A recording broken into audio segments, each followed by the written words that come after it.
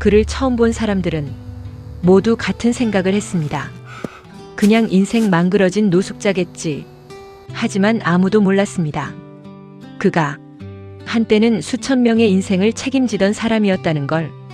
그리고 그날 밤의 선택이 그의 인생을 다시 바꿔놓을 거라는 것도요. 비가 쏟아지던 밤 도시의 불빛 아래 한 남자가 쓰레기 더미를 뒤지고 있었습니다. 젖은 옷, 굽은 어깨, 초점 없는 눈. 사람들은 그를 피했습니다. 어우, 역겨운 냄새 나는 것 같아. 거지들 정말 짜증나네. 그는 아무 말도 하지 않았습니다.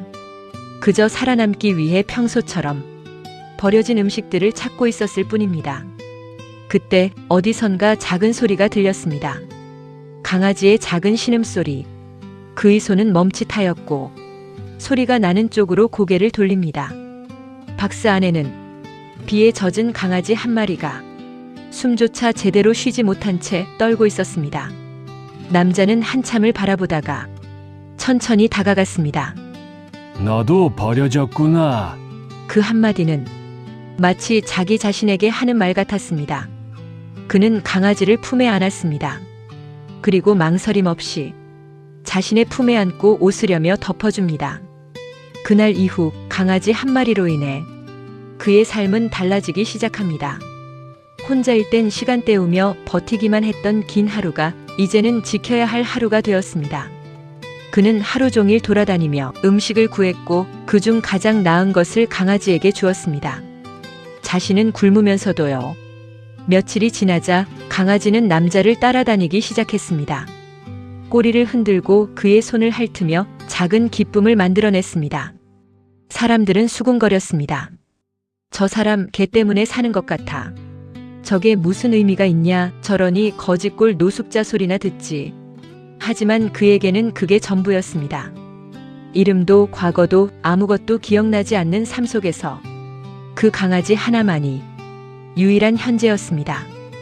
어느 날 밤 기온이 급격히 떨어졌습니다. 그의 몸은 점점 약해졌고 기침이 심해졌습니다. 지나가던 사람이 말합니다. 병원 좀 가요. 그러다가 죽겠어요. 하지만 그는 웃으며 말합니다. 괜찮아요. 얘만 괜찮으면. 그날 밤 그는 강아지를 꼭 안은 채 벽에 기대 앉아 있었습니다.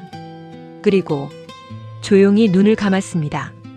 시간이 지나도 그는 움직이지 않았습니다. 강아지는 처음엔 장난치듯 그를 건드렸습니다. 하지만 반응이 없자 안절부절하며 점점 크게 절박하게 짖기 시작합니다. 지나가는 사람들 앞에서 몸을 던지듯 짖고 옷을 물고 끌어당깁니다. 그렇게 몇 분이 지났을 때 한 사람이 멈췄습니다. 잠깐만, 이 사람 상태 이상한데? 사람들이 모이기 시작합니다. 숨 쉬어요. 누구 응급차 좀 불러줘요. 구급차가 도착했고 남자는 병원으로 옮겨졌습니다. 그리고 그 옆에는 끝까지 떨어지지 않는 강아지가 있었습니다. 검사 결과 의사들은 이상한 점을 발견합니다. 이 사람, 뇌 손상 흔적이 있습니다. 오래된 외상인데요. 기억 상실 가능성 있습니다. 그리고 그의 지문을 조회합니다. 잠시 후 모두의 표정이 굳었습니다. 이 사람 서른그룹 회장입니다. 몇 년 전 의문의 사고로 실종됐던 인물. 수천억 자산을 가진 기업의 회장이 몇 년이 지난 지금까지 노숙자로 살고 있었던 겁니다. 며칠 후 병실 문이 열립니다. 정장을 입은 사람들이 들어옵니다. 그리고 그 뒤에는 눈물을 흘리는 한 여성이 서 있었습니다. 여보. 그는 천천히 눈을 뜹니다. 그리고 멈칫합니다. 기억이 돌아오기 시작한 겁니다. 아무도 알지 못했던 사고, 쓰러지는 순간들, 그리고 아무것도 기억나지 않던 시간들. 모든 것이 연결됩니다. 그의 눈에서 뜨거운 눈물이 흘렀습니다.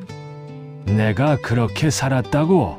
그 순간 병실 구석에서 조용히 앉아있던 강아지가 천천히 다가옵니다. 그는 그 아이를 바라봅니다. 떨리는 목소리로 말합니다. 너였구나. 몇 달 후 그는 다시 가족의 품으로 그리고 회사로 돌아갔습니다. 깔끔한 정장, 당당한 모습. 하지만 그의 곁에는 항상 그 강아지가 함께였습니다. 임원들이 묻습니다. 회장님은 왜 저개를 그렇게까지 챙기십니까? 그는 잠시 웃더니 말합니다. 제가 아무것도 아니었을 때 유일하게 제 옆에 있어준 존재입니다. 우리는 종종 사람의 겉모습으로 모든 걸 판단합니다. 하지만 가장 낮은 곳에 있는 사람이 가장 큰 이야기를 가지고 있을지도 모릅니다. 우리는 때때로 가진 것이 많아야 누군가를 도울 수 있다고 생각하겠지만 아무것도 없는 사람이 가장 큰 사랑을 줄 때도 있습니다. 그러나 분명한 건 그 사랑은 결국 다시 돌아옵니다.